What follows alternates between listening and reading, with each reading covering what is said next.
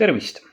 Ma tegin mõne aja eest ülipõneva video selle kohta, kas lihastreeningu järgne külmakümblus on hea mõte ja kui see teema sind erutab, siis soovitan video läbi vaadata. Viida panen video alla jutukasti. Samas videos lubasin ma rääkida sellest, kuidas mõjutab regulaarne saunaskäik sinu sportlikke tulemusi, sportlikku võimekust ja üldist tervist ja see ongi nüüd see video, mida ma sulle lubasin. Hästi põgusalt ma pean mõistetest ka üle jooksma. Kuna ma räägin teemast teaduspõhiselt, siis tuginen ma erinevatel teadusuuringutel ja kuigi tavaliselt on neis antud teemat uurides kasutatud Soome tüüpi sauna, siis mõnikord on uuritud kuuma mõju organismile ka kasutades näiteks infrapunasauna ja kuuma vanni ja isegi spetsiaalseid soojatekke ja muid selliseid vidinaid. Nii et lepime kokku, et ma koondan need kõik nimetuse saun alla, ent kui antud video kontekstis on oluline, kas ja kuidas kasutati mõnda muud nii-öelda kuumtöötlemise meetodit, siis ma mainin selle kindlasti ära. Ma tahaksin kindlasti ka ära märkida, et kui ma räägin täna saunatamise väga positiivsest mõjust inimese tervisele ja vahepeal võib jääda ilmselt mulje, et ma olen mingisugune saunateenuste müügimees, siis ei maksa sul kohe hakata sees osas hullu panema, sest on olemas teatud tervislikke eripärasid ja haiguseid, mille puhul peaks saunaga olema ettevaatlik või sest üldse hoiduma. Kas ja kui palju sa võiksid saunas käia, oskab sulle öelda su arst. Aga ettevaatlik võiksid sa olla näiteks siis, kui sul on väga madal vererõhk, kui sa oled hiljuti üle elanud infarkti ja kui sul on probleeme neerudega. Kui me räägime teadusuuringutest, milles vaadeldakse regulaarse saunatamise mõju tervisele ja sportlikule võimekusele ja sportlikele tulemustele, siis ei ole vist üldse üllatav, et väga suur osa selliseid heal tasemel teadustöid tuleb meie naaberriigist Soomest. See tähendab aga õnneks ka seda, et enamik teadustöid, millest ma räägin, on läbi viidud kasutades Soome leelisauna temperatuuriga keskmiselt 80–100 kraadi ja niiskustasemega maksimaalselt 30 kraadi. Selliste Soomest pärit uuringute superstaar on Soome kardioloog dr. Jari Laukkanen, kelle juhtimisel on läbi viidud arvukaid väga heal tasemel teadustöid, milles on peamiselt keskendutud sauna mõjule südametervisele. Näiteks võiks siinkohal esile tuua selle teadustöö, milles sarnaselt mitmetele teistele on leitud selge seos saunatamise ja vähenenud riski vahel surra erinevat tüüpi südamehaigustesse ja tegelikult kui hakata seda uuringut vaatama, siis ka põhjuste üleselt. Sarnases teadustöös, mille läbiviijate hulka Laukkanen samuti kuulus, tehti ka üheselt kindlaks, et sauna südametervist parandav ja südamesurmasid ennetav toime on tugevam, kui sa käid saunas regulaarselt ja sageli ja viibid ka saunas pikemalt. Teadlaste analüüs näitas muide, et kõige suurem on saunatamise positiivne mõju südametervisele, kui sa käid saunas 4–7 korda nädalas, aga sarnaselt näiteks ka füüsilisele aktiivsusele on oma positiivne mõju olemas ka igasuguse sagedusega saunatamisel. Saunas käik mõjub positiivselt meie südametervisele erinevatel põhjustel, aga tänapäeval me näeme, et selle üheks oluliseks põhjuseks on see, et saun mõjub sinu kehale suuresti samamoodi kui madala või keskmise intensiivsusega aeroobne treening, näiteks jooksmine või rattasõit. Sest kui sa mõtlema hakkad, siis on arusaadav, et see tõstab samamoodi sinu pulssi ehk siis südametöö kiirust, paneb sind higistama, alandab vererõhku ja parandab ka laiemalt veresoonte tervist ja töövõimet. Sarnane on selle toimega organismi, hormonaalsele tasakaalule ja negatiivsete põletikuliste protsesside allasurumisele. Vererõhk on muidugi oluline osa südame-veresoonkonna tervisest, aga ma arvan, et on asjakohane eraldi välja tuua, et regulaarne saunaskäik vähendab oluliselt kõrgvererõhutõve tekke riski. Kui liikuda südametervise juurest edasi, siis teame me hästi, et regulaarne saunaskäik vähendab riski haigestuda erinevat tüüpi dementsusvormidesse, näiteks Alzheimeri tõppe. Näiteks selles teadustöös vaadeldi kuni 39 aasta vältel peaaegu 14 000 inimese saunaharjumusi ja tervisenäitajaid ja leiti, et saunatamine vähendab igat tüüpi dementsuse diagnoosi tõenäosust oluliselt nii meestel kui ka naistel. Ja analüüside käigus leiti, et rohkem on parem, ehk siis neil, kes külastasid sauna keskmiselt 9–12 korda kuus, oli dementsusrisk ligikaudu poole väiksem kui neil, kes käisid saunas 0–4 korda. Aju tervise osast on väga oluline leid, et liiga kõrged temperatuurid mõjuvad pigem negatiivselt. Nimelt panid teadlased tähele, et neil, kelle saunatemperatuur oli üle 100 kraadi, oli võrrelduna nendega, kelle saunatemperatuur oli madalam, dementsusrisk 2 korda kõrgem. See seos ilmnes eriti selgelt vanemate inimeste puhul ja see tähendab, et temperatuuri mõttes ei kehti reegel, mida rohkem, seda uhkem ja kõige tervislikum temperatuur saunas võiks keskmise inimese jaoks jääda sinna 80–90 kraadi kanti. Kui nüüd mõtlema hakata, siis see, et saun on kasulik su ajule, ei ole ka tegelikult väga üllatav, sest normaalne ajutöö on tugevalt seotud sinu südame-veresoonkonna hea tervisega. Ja kui su pump on nõrk ja torud on umbes ja vajalik kogus verd pähe ei jõua, siis oledki varsti peast soe. Need, kes käivad regulaarselt saunas, on kindlasti tähele pannud, et see tõstab meeleolu ja tekitab heaolutunde. Näib, et see tunne tekib huvitaval kombel osaliselt seetõttu, et saunalaval istumine aktiveerib meie organismis heaolutunnet tekitava endorfiini vastastoimega neuropeptiidi dünorfiini moodustamist, mis tekitab ebamugavustunnet ja ka näiteks jahutab keha. Näiteks on see tunne, kui sa oled laval ja keegi hakkab hullult leili viskama ja sulle mingil hetkel nii kuradi palav, et mõtled, et pilt läheb eest ära ja su kehale see loomulikult ei meeldi.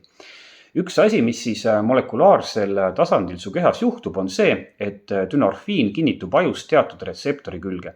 Ja see tekitab põneva väga pika ahelreaktsiooni, mille tulemusena muutub ajuretseptor, kuhu kinnitub omakorda õnnetunnet põhjustav endorfiin tundlikumaks, mis tähendab, et sul on pärast sauna ja seda tõenäoliselt mitme päeva jooksul kergem kogeda oma igapäevaelus õnnetunnet ja see õnnetunne on tavalisest sügavam. Ja tead, ma räägin sulle siinkohal ühest äärmiselt põnevast teadustööst veel. Selle raames leiti 338 inimest, kellel oli raskekujulise depressiooni diagnoos. Pooltel katsealustest tõsteti spetsiaalseid infrapunaaparaate kasutades kehatemperatuuri kuni 38,5 kraadi ja lasti neil siis maha jahtuda. Selgus, et see ühekordne protseduur alandas neil depressiooni sümptomeid kusjuures olulisel määral ja kuni, pane tähele, 6 kuud pärast selle protseduuri sooritamist. Kurat, see inimese keha on ikka põnev, on ju. Ja vaata, minu eelnevat juttu arvestades ei ole tegelikult üldse üllatav, et teadusuuringutes on ka leitud, et regulaarne sauna külastamine vähendab erinevate meeleoluhäirete ja ka depressiooni tekke ja süvenemise riski. Ma mainisin varem ära, et sauna mõju organismile meenutab madala või keskmise intensiivsusega aeroobset treeningut. Ja seega on täiesti asjakohane küsimus. Kas see, kui sa käid regulaarselt saunas, parandab ka sinu aeroobset sportlikku võimekust ja vastupidavust. Ja hea uudis on see, et meil on ses osas teadustöid, mis annavad alust optimismiks.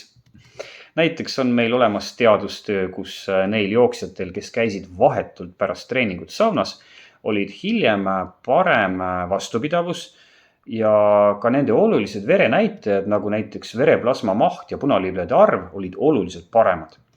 Lisaks on tehtud katseid, kus sportlased on treeninud nii-öelda saunaülikonnas ehk siis spetsiaalses riietuses, mis jäljendab sauna mõju inimkehale. Ja ka neil on paranenud aeroobne vastupidavus ja mitmed muud näitajad, muu hulgas ka näiteks maksimaalse hapniku tarbimise võime. Võib-olla, et parim antud valdkond analüüsinud uuring on see. Ja siin vaadeldi, kuidas mõjutab inimeste kardiorespiratoorset ehk siis laias laastus aeroobset tervist see, kui sa käid ainult saunas, teed ainult aeroobset treeningut või siis teed aeroobset treeningut ja käid saunas. Ja selgus, et kardiorespiratoorne tervis oli kõige parem neil, kes tegid mõlemat. Mõnes mõttes võib seega öelda, et saun on vaese mehe ja muidugi ka naise aeroobne treening. Ja ma tegelikult näen, et kui näiteks mõnel inimesel on vigastus või mõni muu tervisehäda, no näiteks on tal tohutu laiskus, mis ei lase tal aeroobset treeningut teha, siis saab ta teatud piirini aeroobsest treeningust tuleneva tervisekasu kätte ka saunas istudes ja leili visates. Samas ka viimati mainitud uuringust on selgelt näha, et peamine tervisekasu tuleb ikka aeroobsest treeningust ja saun annab sellele lihtsalt väikese lisaprotsendi juurde. Ehk siis, kui me räägime heast aeroobsest tervisest ja võimekusest, siis saun siiski kindlasti aeroobset treeningut täielikult ei asenda. Kui me läheme korraks süvitsi ja vaatame sauna mõju organismile molekulaarsel tasandil ja ma luban, et ma seda osa väga pikalt ei tee, siis me ei saa üle ega ümber tugivalkude hulka kuuluvatest kuuma šokivalkudest, mis aktiveerivad meie organismis kuuma stressi tingimustes, näiteks siis, kui me viibime saunas, võib nende kogus meie kehas tõusta koguni 2-kordseks ja mille peamiseks ülesandeks on jälgida, et makromolekulid ja muud sarnased struktuurid pakiksid ennast lahti ja kokku korrektselt ja tagada ka seda, et meie keha molekulid sünnivad ja surevad nii, nagu ette on nähtud, mitte nii, nagu Jumal juhatab ja siis sellisel juhul nad ei kuhju ja kui nad peaksid kuhjuma, siis see omakorda soodustaks vähkkasvajate ja paljude neurodegeneratiivsete haiguste teket. Kui me räägime sauna mõjust lihastreeningule, siis on hea teada, et need kuuma šokivalgud vähendavad organismis lihasatroofiat ehk siis lihaste kõhetumist või kadumist. Seega, esmalt on see oluline neile, kes ei saa mingi aeg jõutreeningut teha. Kui sellised inimesed käivad regulaarselt saunas, siis kahaneb nende lihasmass aeglasemalt. Lisaks vaata, ega inimese organism, lihased kaasa arvatud, ei ole mingi muutumatuna püsiv asi. Lihaste suhtes toimivad pidevalt anapoolsed ehk siis lihast ehitavad ja katapoolsed ehk siis lihast lagundavad protsessid. Ja kui sul on organismis kas ajutiselt või pidevalt kuuma šokivalke enam, siis on katapoolsed ehk lagundavad protsessid pidurdatud või siis alla surutud. Ja tegelikult on meil olemas teaduslikku põhjust väita, et regulaarne saunas käik võib lihaseid mitte ainult et kahanemisest säästa, vaid isegi kasvatada. Näiteks selles uuringus leiti, et vaid 12 saunas käiku suurendas katsealustel lihasmassi ja parandas muide ka luude kvaliteeti, kui samu näitajaid võrreldi nendega, kes saunas ei käinud. Ja need tulemused saadi olukorras, kus saunagrupp ja kontrollgrupp tegid samas mahus lihastreeningut ja toitusid sarnaselt, ehk siis kui me otsime vastust küsimusele, kas lihastreening ja saun annavad lihaskasvu osas parema tulemuse kui ainult lihastreening, siis on vastuseks ettevaatlik, aga siiski hetkel kindel jah. Neid viise, kuidas saun su tervist parandab, on tegelikult väga palju ja ma võiksingi neist rääkima jääda, aga ma vaatan, et ma olen juba rääkinud nii pikalt, et on tagumine aeg hakata juttu kokku tõmbama. Ma mainin ainult ära, et saunas higistamine aitab meil kehast väljutada paljusid ebameeldivaid ühendeid, näiteks raskemetalle. Nii näiteks teame me, et kui sa higistad, siis väljub higi kaudu su kehast suures koguses raskemetalli nimega kaadmium, mida leidub kahjuks tänapäeval ebameeldivalt suurtes kogustes, näiteks šokolaadis, ja mis muidu jääks sul organismi ja hakkaks seal igasugust jama tekitama. Väga lühidalt ma tahaksin veel lõppu rääkida ka kuumtöötlemise viisidest. Peamiselt on, nagu ma juba varem ütlesin ka, kõigis täna tutvustatud uuringutes kasutatud Soome leelisauna. Ja see on kirjeldatud tervisekasust rääkides seega kindla peale minek või siis kuldne standard. Infrapunasaunal näib olevat samuti positiivne toime, aga see on väiksem. Ja samamoodi on olemas positiivne toime kuumal vannil, kui sa sukeldud sinna üle õlgade sisse ja oled seal piisavalt pikalt. Ja selle tervisekasu, ütleme, on suurem kui infrapunasaunal, aga väiksem kui Soome leelisaunal. Kuuma duši all käigust võib tänase teema valguses olla väikene kasu, aga kindlasti ei saa seda saunas käigus saadava kasuga võrrelda, see on suurusjärgu võrra väiksem.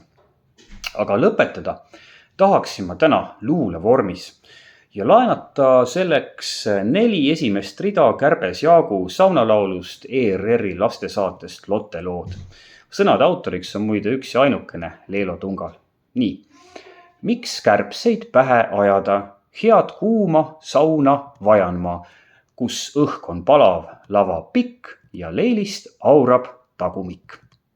Saunalaval näeme!